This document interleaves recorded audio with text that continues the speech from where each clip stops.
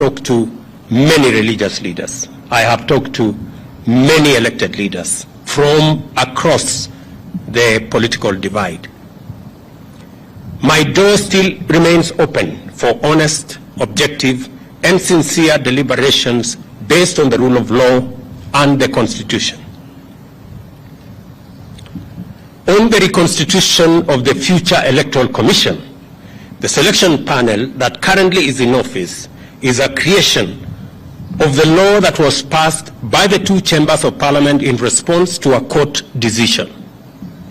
The court clearly stated that one institution, and in this case, Parliament, cannot dominate the process of establishing an electoral commission at the expense of other institutions that have a role to play in the country's electoral process. However, considering the matters raised by our friends in the opposition, I suggest a bipartisan engagement in Parliament on the reconstitution of the IEBC panel within the parameters of the law and the Constitution.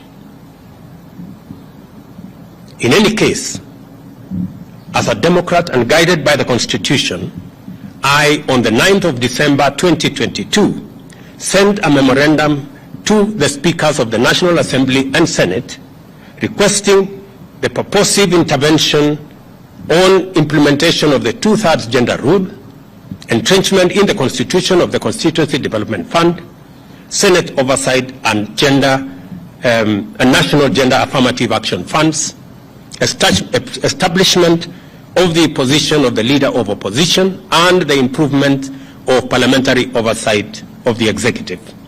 And for the record, Parliament has already approved the parliamentary oversight of the executive, and shortly, cabinet secretaries will be appearing before the House to answer questions.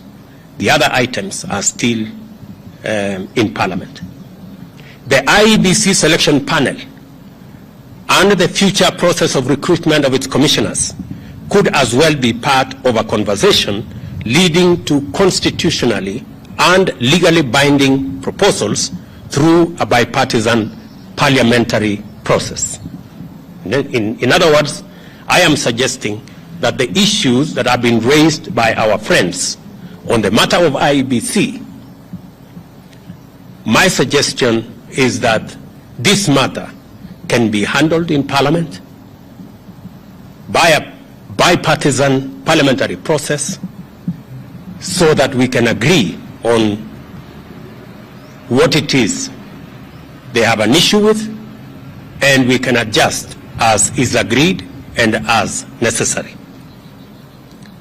And therefore, in these circumstances, and in view of the recent events that led to loss of life and destruction of property in the demonstrations that have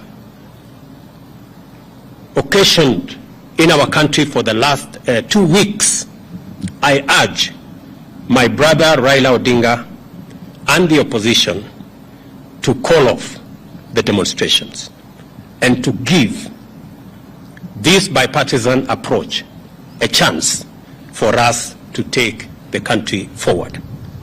Meanwhile, I call on all Kenyans to remain peaceful and law-abiding, and I assure them that the government of Kenya will continue with its sacred duty of protecting their lives and their property, including their businesses. Thank you very much.